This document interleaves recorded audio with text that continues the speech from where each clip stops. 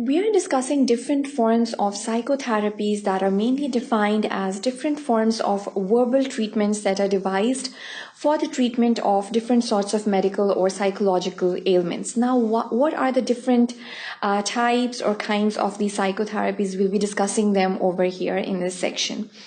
There are different approaches. There can be the cognitive therapies, the behavioral therapies, then we have the humanistic approaches, which are basically the newer techniques that are employed. So Freud-Simon was one of the scientists that worked quite hard for the development of these psychotherapies, and the different techniques are devised that were originally developed by Freud-Simons and that are implicated till time to treat these psychological ailments in a lot of patients.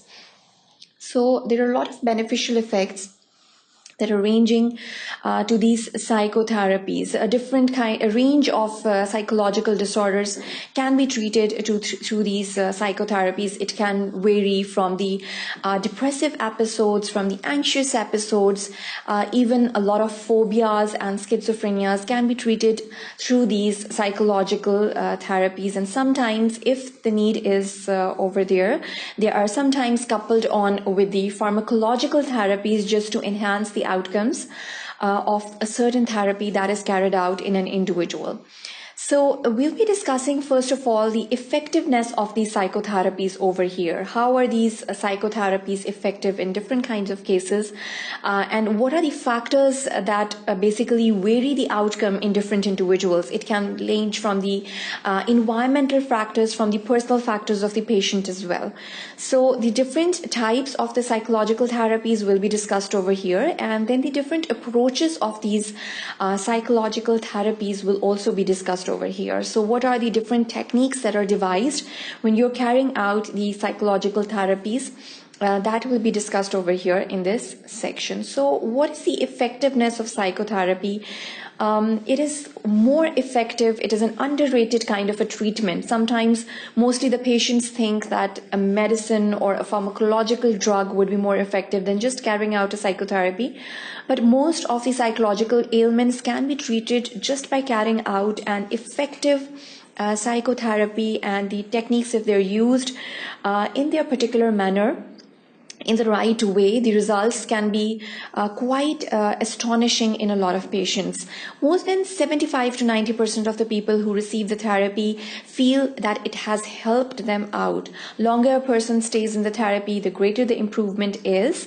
So the psychotherapy works as well alone, or as it can be also combined with the drugs or with the pharmacological therapies in a lot of cases. So there are a lot of types of the psychotherapies. The factors that we were already discussing, they basically contribute over here in this pie chart. You can have a look. It ranges from the techniques and the model factors. The expectancy and the placebo effects are sometimes devised to see what is the effectiveness of these psychotherapies. And then the therapeutic relationship is almost 30%. The client variables and the extra therapeutic events can also affect the outcomes of the psychotherapy in these particular cases that we're talking about. So no one psychotherapy method is effective for all problems. Matched to the particular client and the particular problem, it's again very useful. The different kinds of approaches that we were already discussing, it basically depends upon the electric therapies that we've already been using. And then we have the common factors approach that is sometimes quite useful when you're carrying out these kinds of approaches in this method.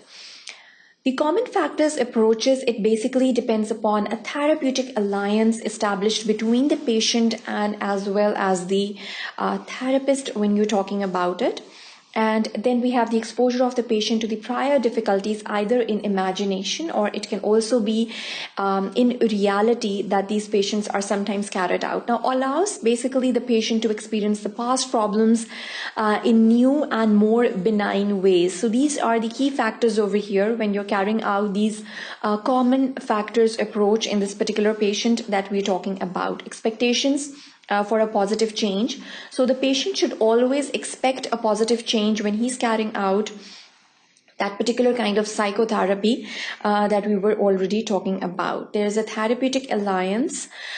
Protected settings are being used. Learning and practice of new behaviors are being used, and there's a positive experiences for the client and for even the family as well. So this is the particular crux when we're talking about the common factor approach. It should be a protected setting. There should be the communication skills that we've already talked about between the patient and as well as the doctor when he's carrying out those counseling sessions or these verbal talk out sessions with his or her patient or client. Then EBTs is another techniques that is basically the evidence-based therapies that are in a lot of cases they're devised. What basically it refers to the techniques or the interventions that have produced the desired outcomes in the individuals or the therapeutic changes in the controlled studies in a lot of cases. So when we have a patient at our hand and he's basically suffering from some sort of a psychological ailment, what are the approaches that we're going to have?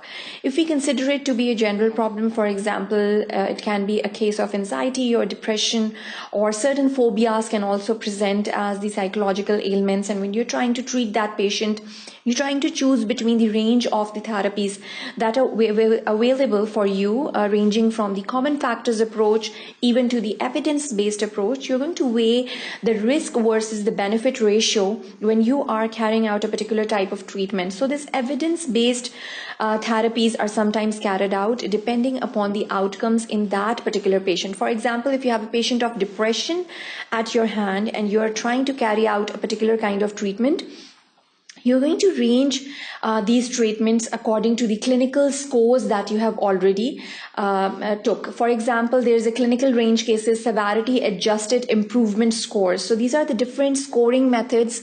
Over here, it is known as an ACORN, that is ACORN, and it's almost 0.79% over here in this case.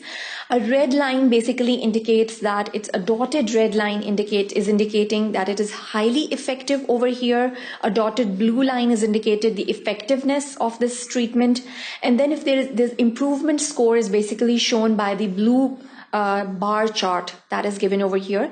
And then we have the improvement score of all the other treatments is almost shown in the green chart over here. So this is basically shown, and these bar charts are basically developed after a lot of clinical trials that have been carried out, and a lot of different clinical trials in different settings have been carried out in a particular case.